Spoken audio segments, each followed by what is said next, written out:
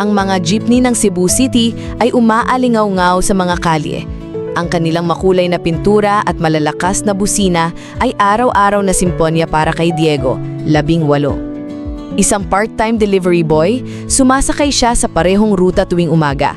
Hawak ang luma niyang backpack sa masikip na bangko. Sa tapat niya nakaupo si Ana, isang tahimik na babae na may mabait na ngiti. Palaging nakasuot ng kupas na asul na jacket. Napansin siya ni Diego nang magbayad ito ng pamasahe para sa isang matandang babae. Tahimik na inabot ang mga barya sa driver. Ang maliliit na kabaitan ni Ana ang naging highlight ng kanyang biyahe. Isang maumid na umaga, biglang umuga ang jeepney at natapon ang bag ni Diego. Ang kanyang sketchbook ng mga dinrowing na disenyo ng jeepney ay bumagsak malapit sa paa ni Ana. Pinulot ito ni Ana. Kumikinang ang mga mata. "Ang ganda nito," sabi niya. Hinaplos ang isang drawing ng jeep na may nagliliyab na decals. Namula si Diego. "Salamat. Pangarap ko mag-design ng jeepneys." Ngumiti si Ana. "Nag-iipon ako para mag-aral sa abroad. Pero gusto ko rin ang art mo."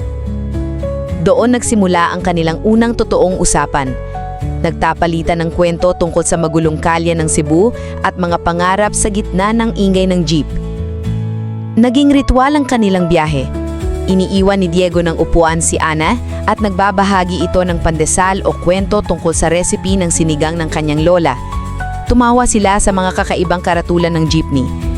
God knows who does not pay. At iginuhit ni Diego ang portrait ni Ana sa isang napkin.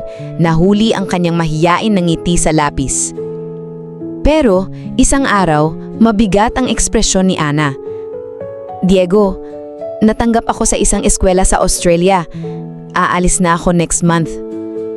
Bumagsak ang puso ni Diego. Masyadang maingay ang makina ng jeep. "Congrats," nasabi niya. Pilit ang boses. "Pero, mamimiss kita." Desididong gawing makabuluhan ng kanilang huling biyahe, nagplano si Diego ng espesyal na ruta. Nag-iipon siya para umupa ng jeepney ng kaibigan para sa isang gabi. Pinalamot yan ito ng mga papel na parol at playlist ng kanilang paboritong OPM songs. Sa huling araw ni Ana, sinundo siya ito sa kanyang sakayan. Ang jeepney ay kunikinang sa ilalim ng mga ilaw sa kalye. "Surprise!" sabi niya, kinakabahan. Tumawa si Ana. Sumakay, nanlaki ang mata sa dekorasyon.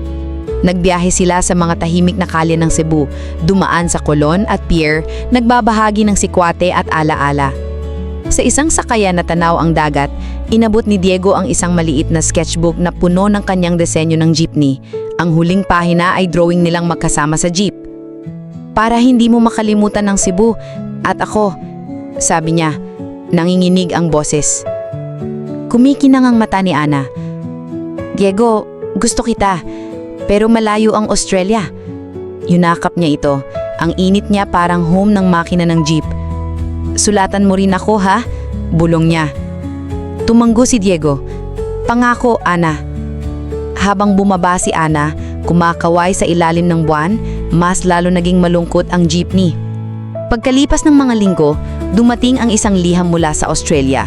Kasama ang litrato ni Ana sa kanyang bagong eskwela, hawak ang sketchbook ni Diego. "Nandito pa rin ang Cebu sa akin, Diego. Ang mga disenyo mo ang nagpapangiti sa akin," isinulat niya. Hinaplos ni Diego ang mga salita. Nakangiti at nagsimula ng bagong sketch. Isang jeepney na may pakpak, lumilipad sa karagatan, dala-dala ang kanilang pag-ibig mula sa mga kalye ng Cebu patungo sa kung nasan si Ana.